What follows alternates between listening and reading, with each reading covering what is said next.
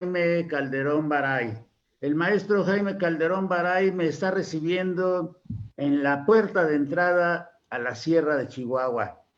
La Sierra de Chihuahua con su belleza, con sus climas, ese contraste que tiene entre el calor y la nieve, se presenta, nos ofrece maravillosos espectáculos. Y Jaime Calderón Baray es jefe de enseñanza de ciencias de secundarias en la región serrana de Chihuahua.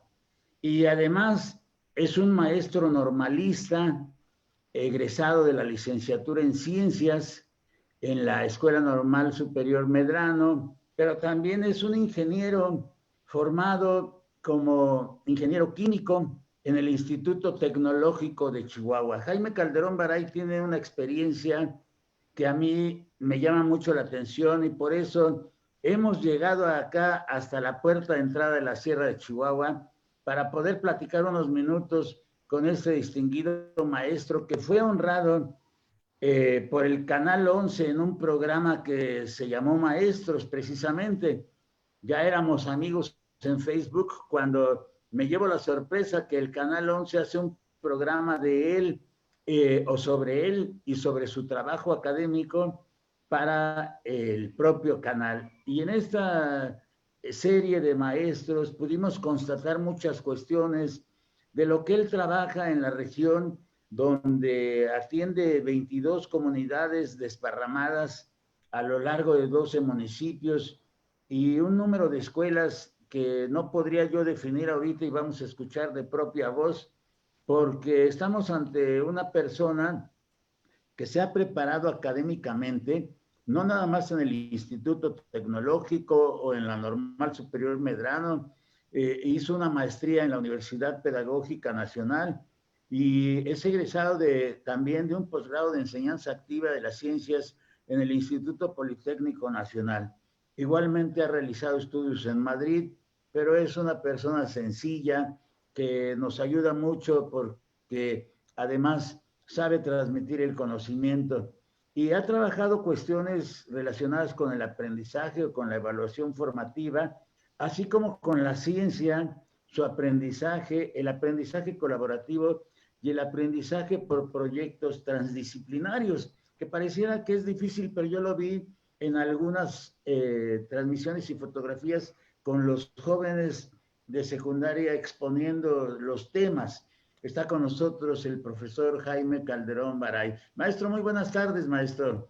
Espero que no haya sido muy larga esta presentación, pero me siento en confianza y me da mucho gusto transmitir con usted para todo el Magisterio Nacional. Muy buenas tardes, maestro. Muy buenas tardes, maestro Manuel Quiles Cruz, apreciado maestro y amigo, pedagogo del lúdico, de la felicidad. Es un gran placer poder saludarlo por este medio y mandarle un abrazo virtual a usted y a su extensísima, pero extensísima red de amigos, alumnos, exalumnos, compañeros de trabajo. Y claro, pues el saludo a quienes nos estén escuchando y nos vean con el gusto de transmitir y de compartir nuestra experiencia y lo que es nuestra pasión, la suya y la mía, que es educar. Es la palabra clave que nos une a usted y a mí y sobre todo el concepto de educar con humanismo a las nuevas generaciones para que sean felices, para que puedan disfrutar y ser exitosos en el contexto o en la profesión o la actividad que Dios les haya deparado o les depare el destino en este mundo que les ha tocado vivir. Maestro, es un gran Maestro, placer pues yo creo estar con que usted. hay tres conceptos fundamentales en todo aquel que se precie de ser buen maestro. La vocación, la La motivación y vocación. la pasión por el trabajo. Y sobre todo esto, poderlo transmitir también a nuestros compañeros maestros y a nuestros alumnos, que son la razón de ser ahora en el artículo tercero constitucional, las niñas, los niños, los adolescentes y los jóvenes. Pero Así para es. que vayamos conociendo un poco de usted, ¿por qué no nos reseña cuál es el panorama de esa entrada a la Sierra de Chihuahua donde usted es jefe de clase. Bueno, Platíquenos un pues, poco sobre las comunidades en general. bueno, pues sí, un poquito para ponernos en contexto. Chihuahua son dos, es tierra de contrastes. Estamos en la frontera, como ustedes saben, arriba Chihuahua, porque el que no lo crea, pues que ve el mapa, ¿verdad? Estamos pegados a los Estados Unidos. Tenemos una zona, prácticamente la mitad del estado, para imaginarnos, que es por donde transita la mayoría de la gente, que es una zona prácticamente semidesértica, incluso desértica.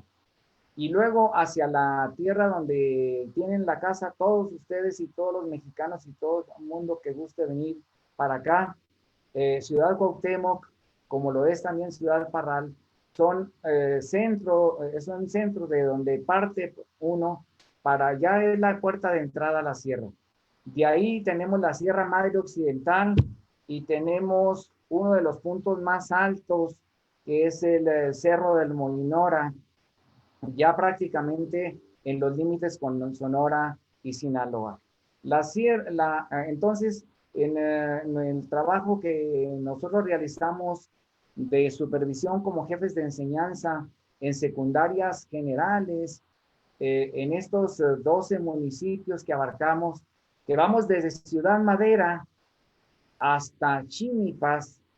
En este transcurso agarramos algunas escuelas que están ya abajo de la sierra, en un valle alto que es Ciudad Cuauhtémoc, que es Cuauhtémoc, y de ahí iríamos hacia esas escuelas abarcando 4 de las 7 barrancas que hermosísimas, esplendorosas con las que cuenta nuestra Sierra Tarahumara de Chihuahua.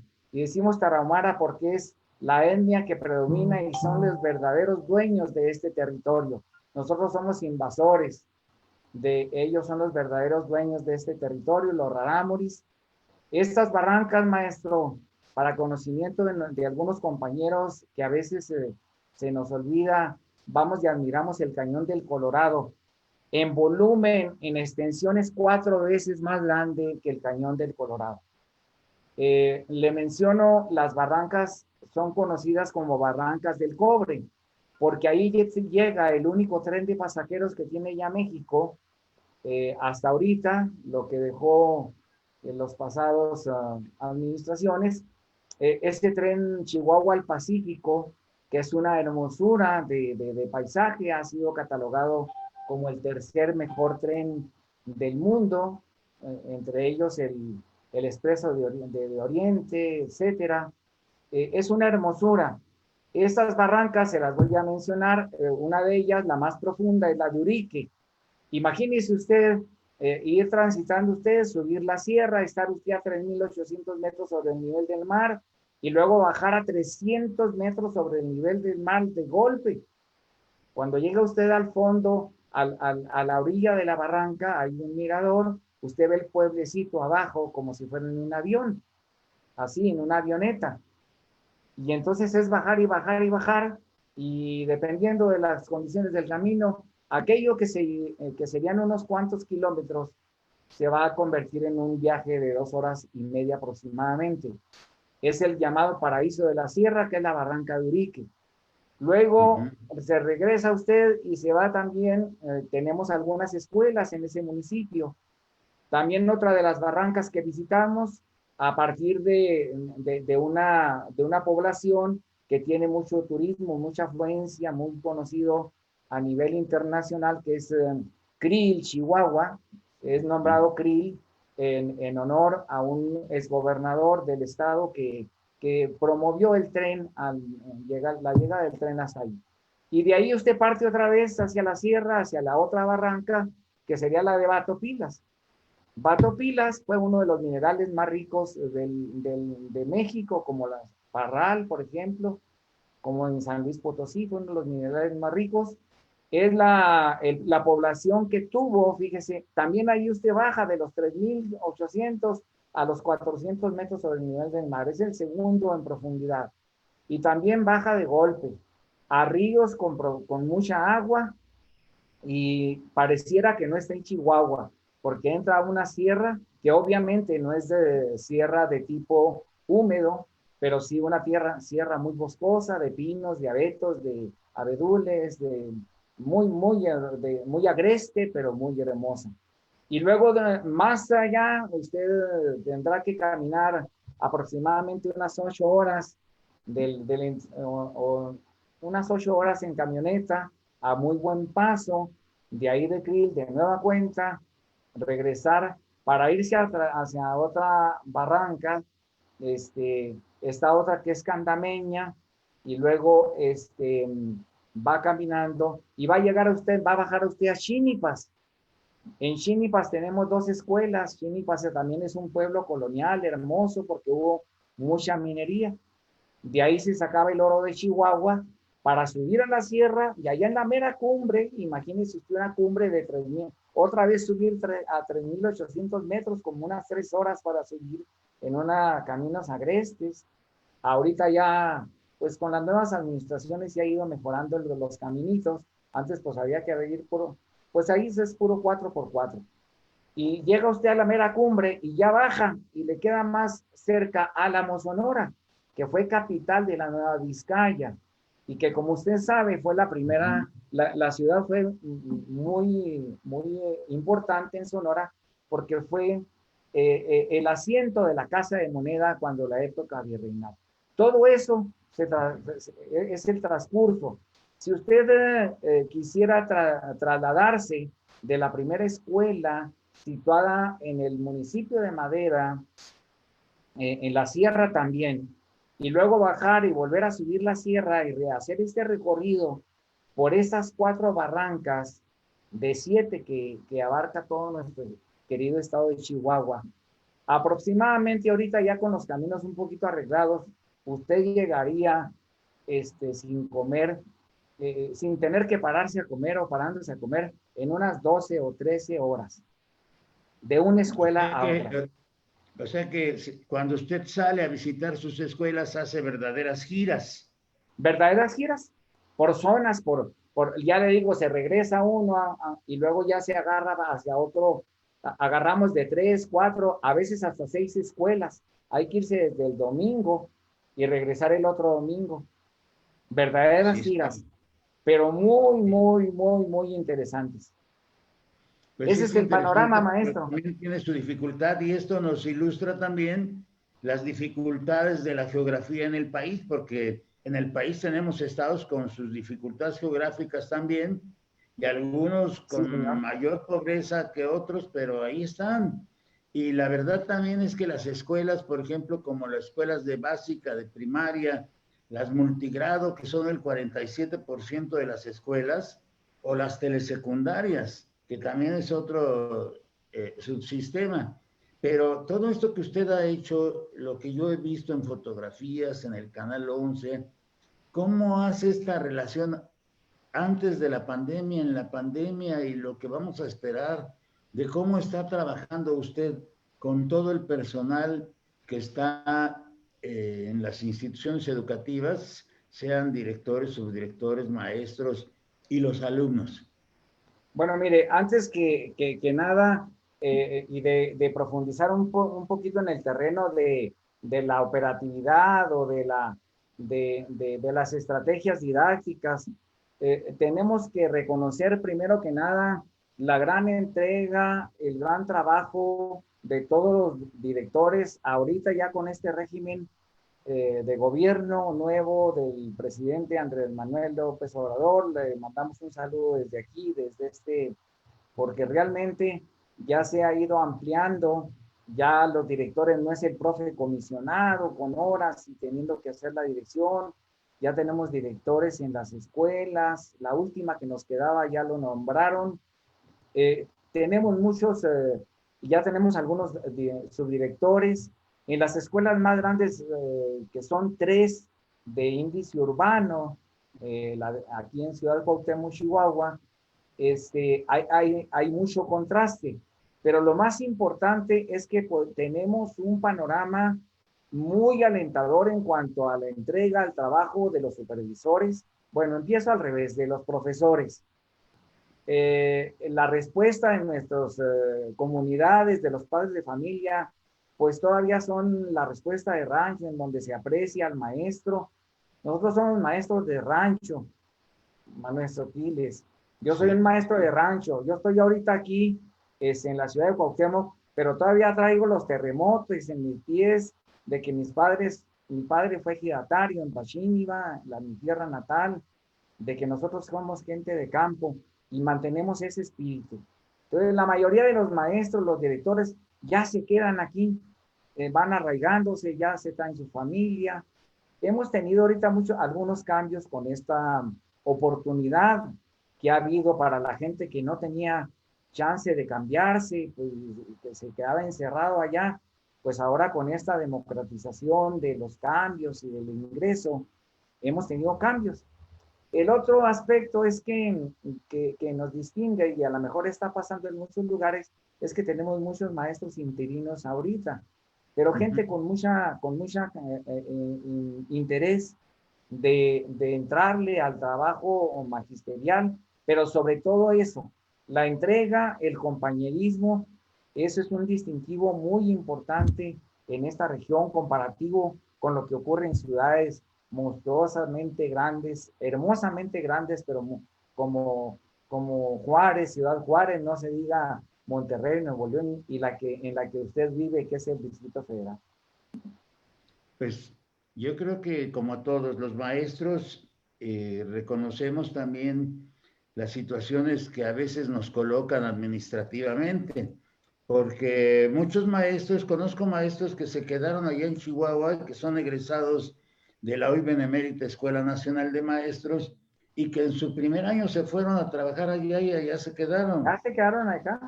Otros regresaron, pero también esto está sucediendo con la distribución de los profesores egresados de las normales.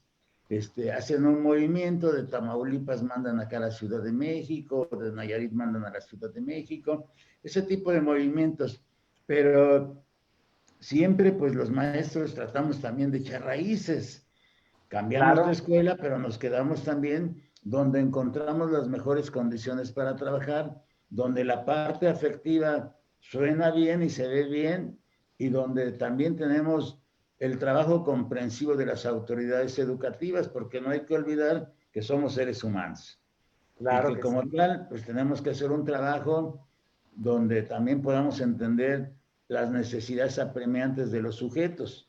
Y si está mejorando ya esta situación ahora en esta idea de la cuarta transformación o de la nueva escuela mexicana, todo esto también da pauta a observar cómo está la nueva escuela mexicana, porque mi visión es que la pandemia hace cambiar a la nueva escuela mexicana, que no se ha terminado de construir y que va a tardar todavía mucho, creo yo, en construirse esta idea de la nueva escuela mexicana, porque tuvo estos imprevistos, pero Así es, estos imprevistos que usted ya venía trabajando, la parte de los proyectos transdisciplinarios con sus estudiantes, sí, señor. el trabajo con los maestros, las reuniones, porque también atestigué reuniones fotográficas que hubo, también igualmente lo que están haciendo ahorita en la comunicación, las reuniones que ustedes hacen a veces 3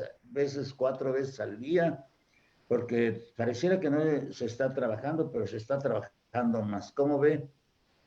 No, pues muy bien. Mire, hablando, aquí toca usted dos temas interesantísimos y pues que nos darían para muy, muy largo y pues que pueden ser el eje de esta charla.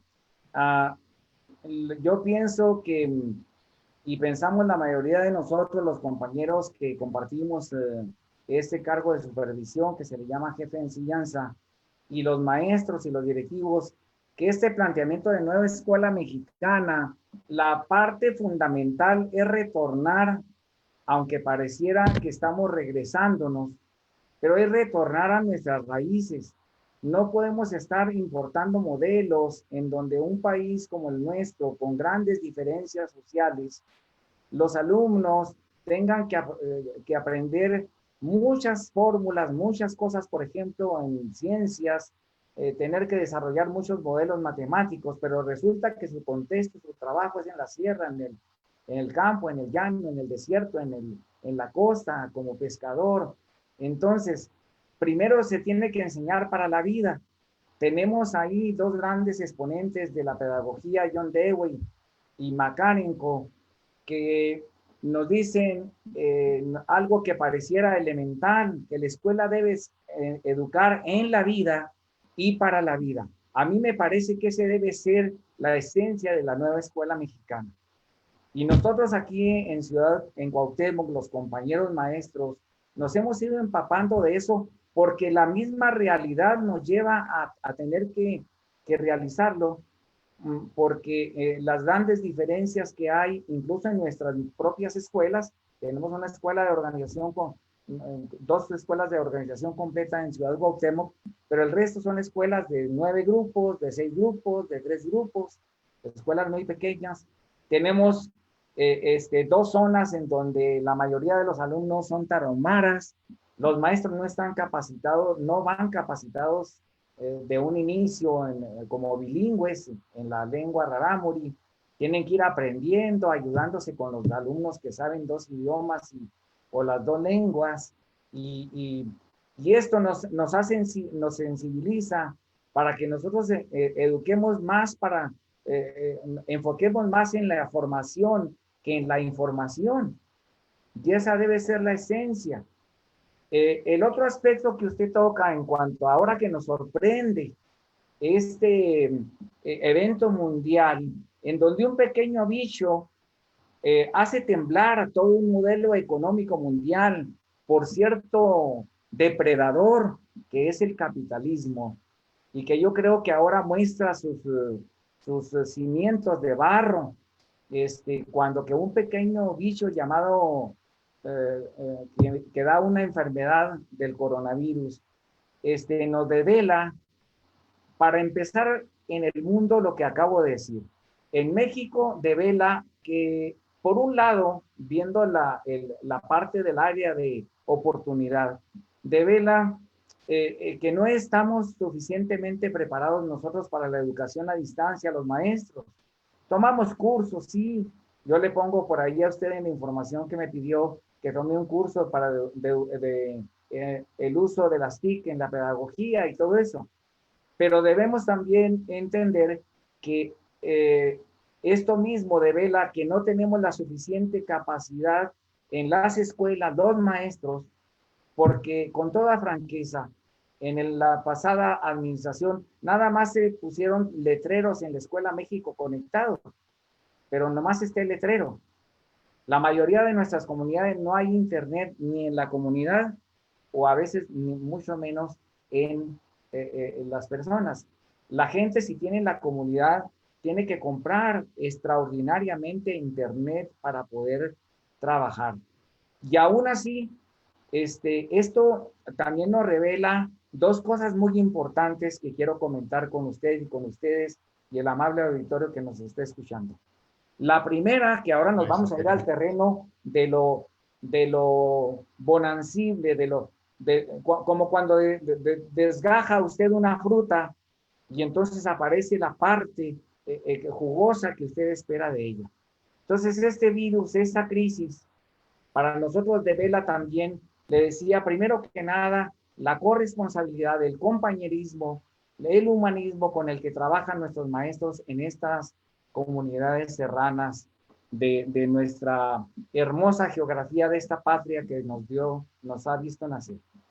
Y la otra cuestión que devela también es el ingenio, porque inmediatamente nos pusimos de acuerdo y a elaborar cuadernillos, todos los jefes de enseñanza del Estado, el de español, el de matemáticas, etcétera.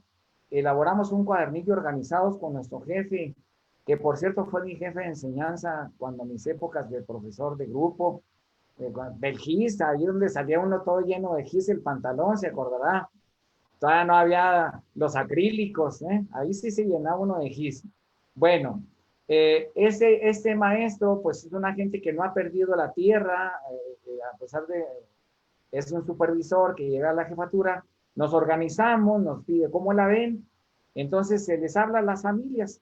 Gracias a Dios nosotros no hemos tenido brotes muy fuertes. Chihuahua aparece en naranja o quizás en rojo en un momento dado en el semáforo o en los colores que nos presenta la eminencia del doctor Gatell, pero está más centrado esto en Chihuahua y sobre todo Ciudad Juárez por el extenso mundo maquilero que tiene Ciudad Juárez como Tijuana, que son los estados que vemos ahí marcados en naranja.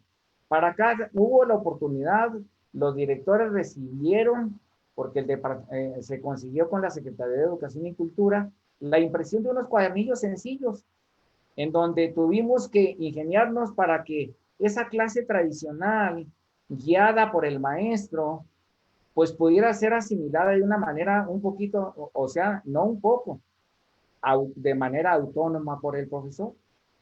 Y aquí también aparece otra vez la dicotomía, el cómo los maestros de avanzada, la gente que desarrolla su clase, como decimos luego, dictan los cánones, nuestro plan de estudios lo dice muy explícitamente. A mí me queda muy grabado, se me ha acabado muy grabado este tema este plan de estudios que está aparentemente de salida en el principio pedagógico número 1, que en el centro deben estar los maestros, los alumnos, que los alumnos deben de explorar, deben aprender a emprender proyectos, deben aprender a analizar su realidad social, analizar su realidad, su entorno ecológico, desde todas las áreas del saber, no centrarnos en esa parcelación tradicionalista en la que se fincó la educación a principios de siglo, porque así se necesitaba. Nada más el maestro tenía el libro.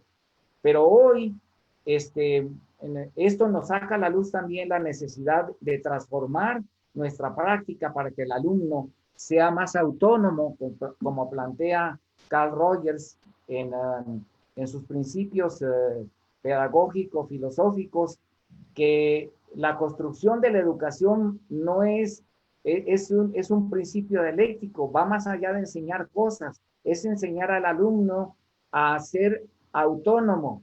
¿En qué aspectos? Vamos a mencionar el más importante, en el socioafectivo, pasar de ser heterónomo, o sea que la mamá, el maestro, la maestra de sexto le dice cómo se amarren los zapatos, cuántos renglones dejen la pregunta, lo que le decían a usted, profe Manuel Quiles, y todavía andas en maestría, ¿no? Oiga, Manuel Quiles, maestro, ¿cuántos renglones dejo para esta pregunta? Tenemos que desarrollar una pedagogía y un trabajo de práctica del salón, bajar a Vygotsky y a Piaget y todos esos de las patitas, pero aquí al terreno de los hechos. De tal manera que nuestros alumnos, nuestra clase esté diseñada con menos discurso del maestro y más práctica, porque el aprendizaje se realiza haciendo. Entonces, esto es lo que nos ha develado esta situación en la comunicación que hemos podido tener con nuestros maestros vía WhatsApp. Nosotros muy poco tenemos con Classroom, que es la herramienta que se nos ha proporcionado, muy útil, pero en un orden, le podría yo decir que la mayoría de los maestros estuvieron trabajando con WhatsApp porque es la necesidad o la carga para los niños es muy baja. Pueden poner una tarjetita de 20 pesos y ya vieron la clase del profe. Y esto nos ha transformado. La escuela va a tener vamos a tener que renovarnos porque esta experiencia nos devela esto que yo le digo, es una dicotomía. Por un lado, el aspecto de la dificultad y del asombro de la problemática, pero por otro lado, la nobleza del trabajo que realizan nuestros maestros. Yo creo que hay una gran versatilidad en el magisterio nacional, que quien ha sacado siempre a flote todo es el maestro. Es el maestro. Independientemente de la autoridad educativa, porque también la autoridad educativa se equivoca. son seres humanos, toman sus decisiones, no miden. Por ejemplo, aquí usted nos da un dato, hay un problema de conectividad. El problema de conectividad que hay en más de, casi en el 60% del país, o el 60% de los niños no tienen ese acceso a Internet. Pero también dentro de toda esa dificultad y la adversidad, surge siempre en el maestro ese punto creativo donde toma de todo aquello que ha aprendido y que ha formado su repertorio didáctico, toma un elemento y toma otro para conformar una serie de elementos nuevos. Y esa parte también, lo que nos ha salvado es la experiencia, porque la teoría sí nos sirve, pero la teoría por sí sola no resolvería un problema. Tiene que entrar la experiencia del maestro y muchas veces la intuición de ustedes para determinar cómo, por dónde ir, cómo y por dónde ir. Porque precisamente el concepto de educador, el hecho de sentirse educador que manejó John Dewey, por ejemplo, o la práctica reflexiva de reconocer, colocar la mente abierta, ser honesto, ser responsable, decir la verdad, todo ese contenido teórico que llevaba a la práctica y que todavía los maestros lo hacemos, porque nosotros sabemos qué tenemos que hacer. No necesitan decirnos qué tenemos que hacer como tarea porque sabemos nuestras tareas y ustedes las manejan bien, porque la idea de aprender haciendo queda clara ahorita, como ahorita en esta transmisión. Tuvimos que aprenderlo haciéndolo y tuvimos que buscar cómo podíamos conectarnos, cómo podíamos sacar una transmisión, cómo podíamos enlazar a los otros compañeros. Y hoy las plataformas pues nos colocan ante esa necesidad de aprendizaje porque necesitamos conectarnos con nuestros estudiantes. Pero el WhatsApp también les funciona. Y ustedes son muy versátiles, maestro. Sí, mire, yo traslado, toca usted un tema interesante, la experiencia y sobre todo la ética y la responsabilidad con la que se maneja el alumno. Usted habla del maestro, pero hablemos también del alumno. Pongamos así las cosas, un comentario así un poquito extremo, pero con el debido respeto a mis compañeros maestros, a quienes admiro profundamente, no solo a los mexicanos, a todos los maestros del mundo. En lo siguiente, ¿cómo nos enfrenta esta situación del coronavirus a un hecho incuestionable, a un barranco, a un quiebre de nuestra práctica docente?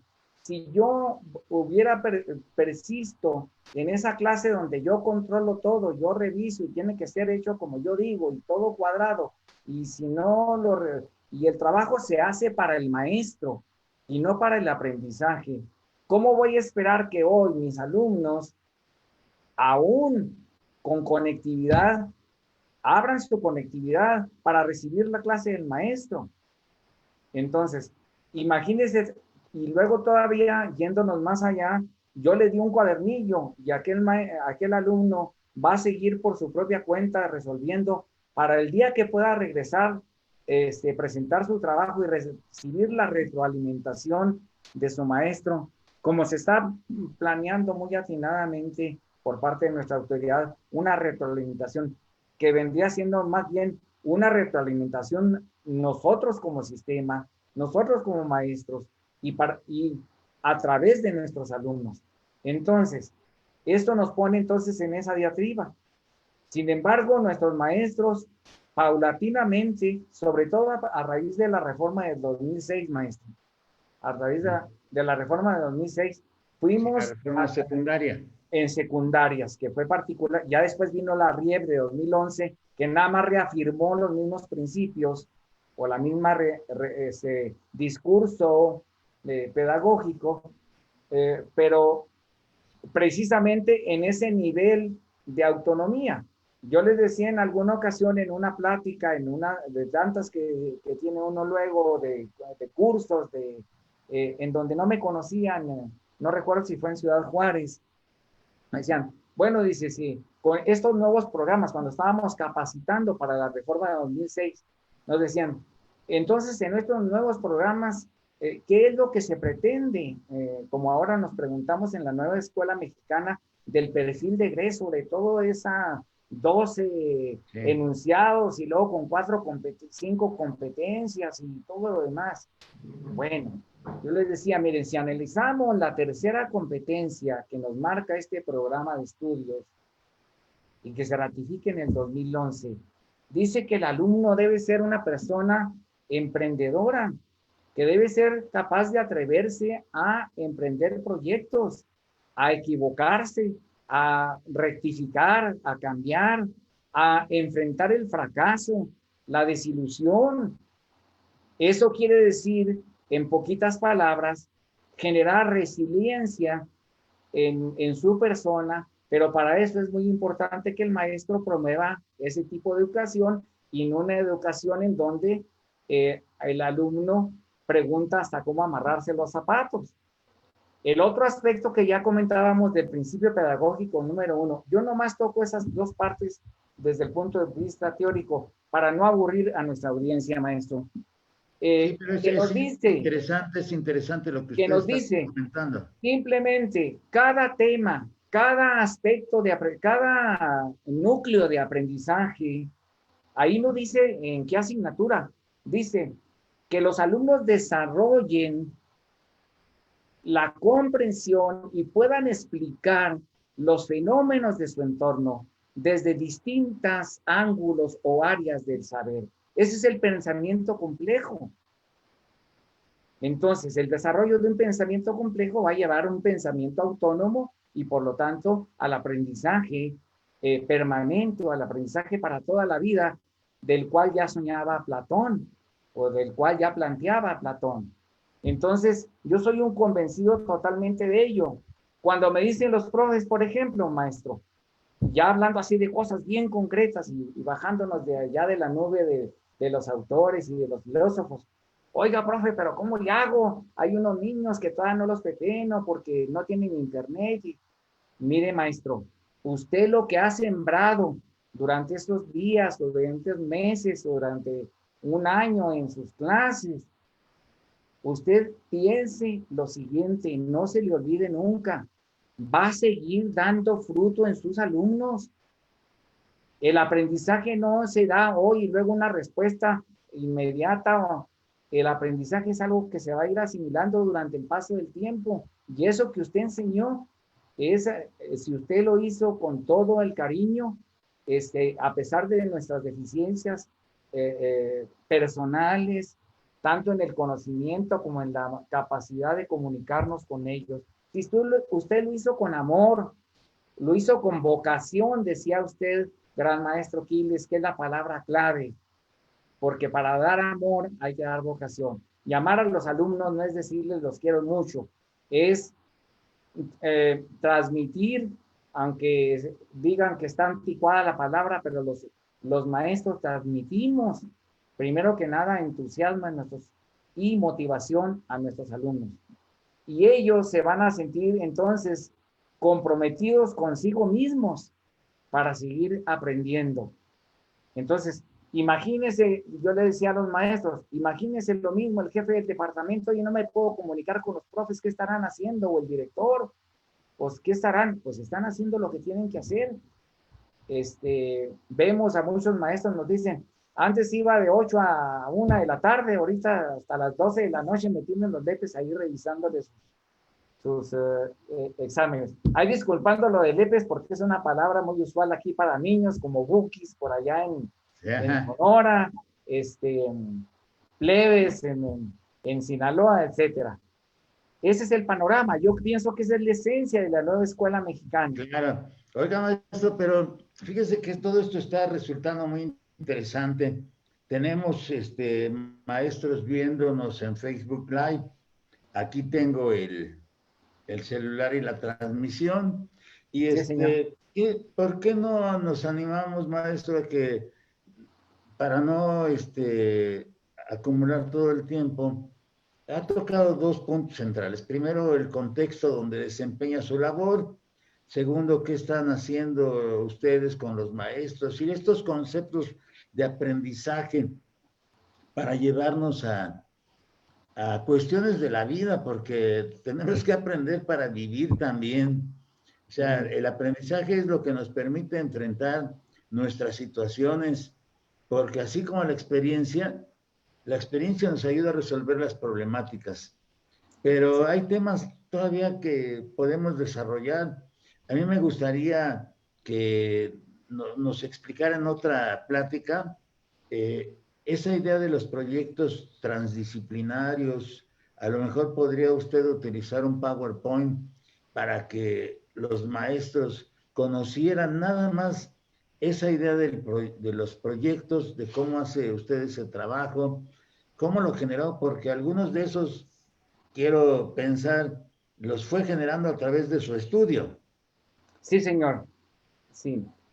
Podemos hacer un adelanto para que, como en las Sí, maestro, ¿cómo telenovelas, no? acuérdense que las telenovelas, por eso tuvieron mucho éxito con los grandes productores, que ahorita ya ha ido decayendo, pero a mi juicio era dejar muy picado al espectador con una escena fuerte. Entonces vamos dándoles una Claro que sí, entradita. ¿Qué le maestro. parece? Bien, bien. Mire, yo quise tomar algunas notas para que no se nos fuera la idea. El punto central de partida de pensar la educación por proyectos es educar para la vida. Porque finalmente el aprendizaje, si no se aplica, o sea, si no lo llevamos a cabo, es como si yo les digo a mis maestros, es como si Da Vinci hubiera creado la gran obra de la Mona Lisa, que es la pintura más conocida y mencionada y se dice que valiosa en el mundo. Usted la agarra y la voltea hacia la pared. ¿Qué valor tiene? Ninguno. Entonces, igualmente el conocimiento, si el conocimiento que adquieren nuestros alumnos es para ser exitosos, para ser libres, para ser felices, y para ello entonces deben educarse para vivir de la mejor manera, felizmente, exitosamente, hablando del éxito real, no del éxito capitalista o consumista, sino del éxito personal. Un ejemplo muy simple, si un muchacho se va a dedicar a vender naranjas, que vaya al mercado y escoja las naranjas más sabrosas, más jugosas, y luego las lleve y las lave muy bien y tenga muy limpio su carrito, las corte y las ofrezca con mucho cariño. Mire, usted se va a tomar su jugo, señor, señorita, señor, abuelito, para que vaya feliz a su trabajo. Le voy a vender este jugo vitaminado, seguro de que usted va a ser feliz este día y va a desarrollar su trabajo con gusto. Ese muchacho va a tener éxito en la vida. Al rato va a tener una cadena de distribución de jugos porque los vende con gusto. La gente que tiene éxito, les digo ya a mis alumnos desde que empecé mi carrera en este trajinar, la gente que tiene éxito en la vida es porque hace las cosas con gusto. No hay otra fórmula, no hay otra. Oiga, ¿qué escojo yo? Nos dicen los niños en secundaria. ¿Usted qué me aconseja estudiar? Lo que a usted le guste. Si usted hace las cosas con gusto. Ahora, otra cosa importante dentro de este pensamiento de los proyectos es lo siguiente. La escuela ha mitificado el conocimiento. Es una de las funciones contradictorias de la escuela en general en el mundo. ¿En qué sentido lo digo? Mitificarlo como que el conocimiento nada más surge de unos seres súper superiores que se llaman Isaac Newton, que se llaman Aristóteles, que se llaman, no sé, que se llaman Carlos Marx y que se llaman, nada más son unos seres extraterrestres que pueden generar conocimiento. Y no es así. Todas las personas, tanto aprendemos, que es lo que plantea el humanismo, tenemos la capacidad de aprender, pero también de enseñar, también de mostrar al mundo. Y entonces, el otro principio en el que yo trato de centrar esto del aprendizaje por proyectos para que los profes le entren y pierdan el miedito a salir del área de confort, como las chalupas de las trajineras de, imagínense usted en una trajinera de Xochimilco, salir de esa trajinera sin miedo a caerse al agua. Bueno, ¿qué sería? El otro aspecto muy relevante es que las personas que han transformado al mundo los ha hecho extraordinarios el hecho de que han pensado diferente y han actuado diferente y han puesto en duda lo que todos los demás daban por sentado. Y si no, ejemplos sobran. Ahí está Jesucristo, ahí está Miguel Hidalgo en la ciencia, ahí está Buonarroti en el arte, ahí está, etcétera. Y entonces, cualquiera de nosotros, cualquier muchacho en la sierra de Oaxaca, un indio mixe, como un tarahumara, también puede desarrollar un proyecto bueno para sí mismo y para la comunidad en donde vive. Ese es el principio fundamental, maestro. Y cuando la clave es que el alumno explore su entorno y a partir de lo que sabe se haga preguntas, porque también la gente que ha cambiado el mundo se ha preguntado, bueno, ¿por qué vuela una mosca? ¿O por qué corre un perro? ¿O por qué prende un foco? ¿Por qué puedo ver la televisión? ¿Por qué el teléfono se descarga, la batería? Y entonces así se ha generado el conocimiento en base a las preguntas. Claro, claro. Muy bien, entonces si enseñamos a los alumnos a preguntarnos cosas y luego los alumnos plantean una respuesta, le voy a poner un ejemplo. Si en ciencia los alumnos dicen, no, miren, es que la electricidad se genera de esta manera con el principio de la investigación que hizo Oersted y Faraday para capturar algo que se creía una energía intocable, poder crearla, generarla. Bueno, pero ahora preguntémonos, ¿qué impacto social, histórico, político tuvo ese simple descubrimiento de Oersted de mover una brújula? Ese simple y sencillo instrumento que después siguió Faraday para generar por primera vez a partir de campos magnéticos electricidad, llevó a la segunda revolución industrial. Si hablamos de la máquina de vapor, de los principios en física, que es mi asignatura, no hablo de las otras porque si de esta no sé nada, pues de las otras menos y me pongo en vergüenza con su querido auditorio. Entonces, si hablamos, por ejemplo, del vapor, que la presión de vapor es proporcional al volumen y a la temperatura, o al revés, la temperatura es proporcional al volumen, al aumentar la presión, aumenta el volumen. ¿Qué tuvo que ver con eso? Con aquellas personas como Thomson o algunos inventores que pensaron utilizar esa energía, esa expansión del vapor para crear la primera máquina de combustión externa, el primer móvil, la primer motor de vapor, primera revolución industrial. ¿Qué implicaciones tiene entonces un pequeño invento, una pequeña idea? ¿Cómo transformó el mundo?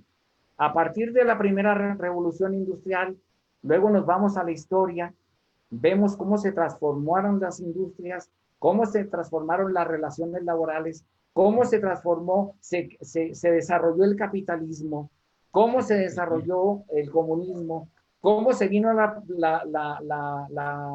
la revolución rusa, cómo se vinieron las revoluciones en Inglaterra, en Francia, a partir de un experimento tan sencillo.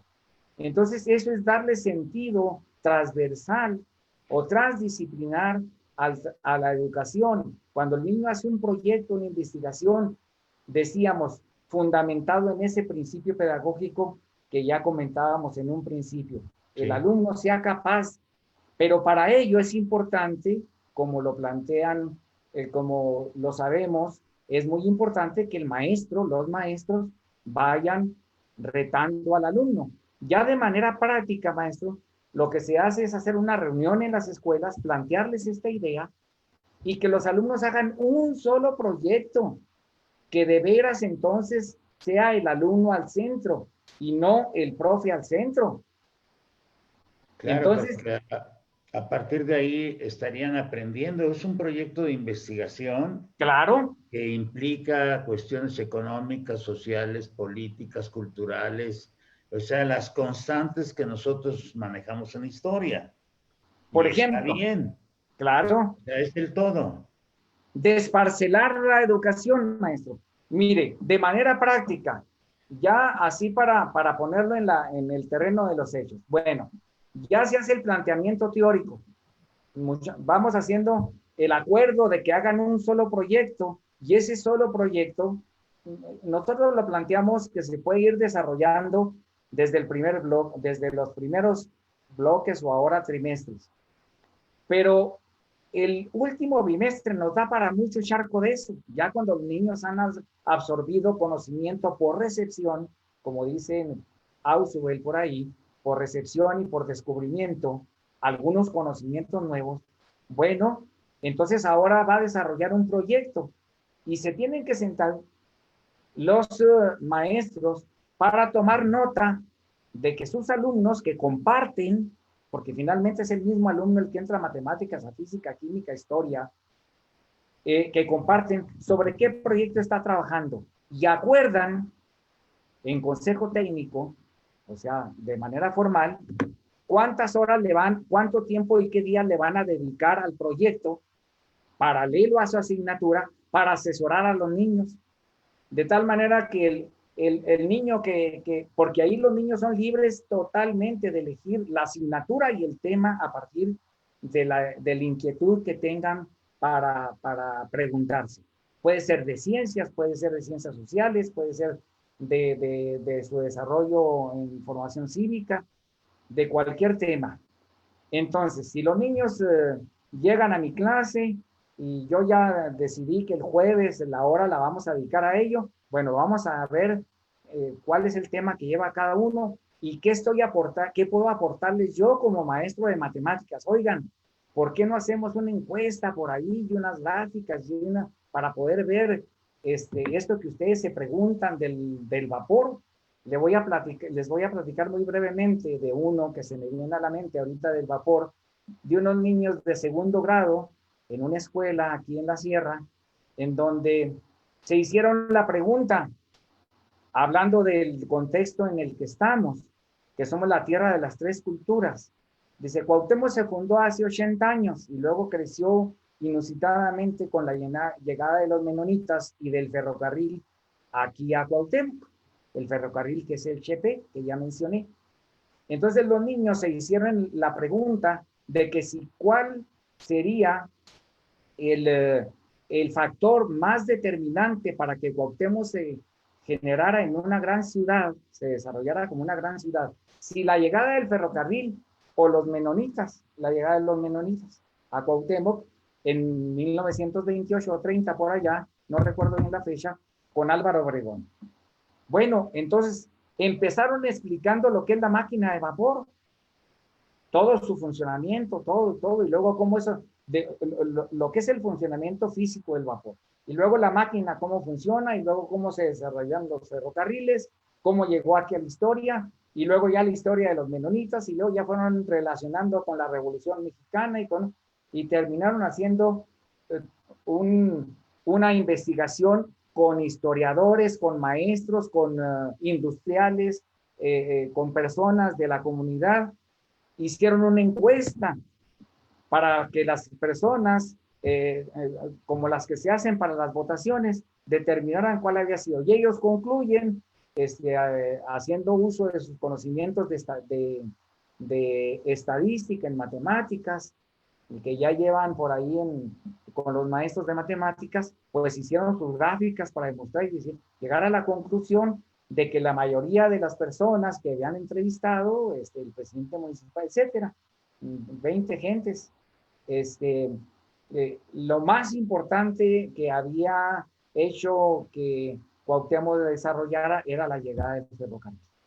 Entonces, fíjese cómo hubo un transcurso de su desarrollo, de su exposición emocionante, maestro, para sentir usted que la piel de gallina, los muchachos explicando enfrente enseñándonos a los maestros, invitaron al presidente municipal, invitaron a agentes de la comunidad, que asistieron 3 de ellos, por cierto, y se quedaron asombrados.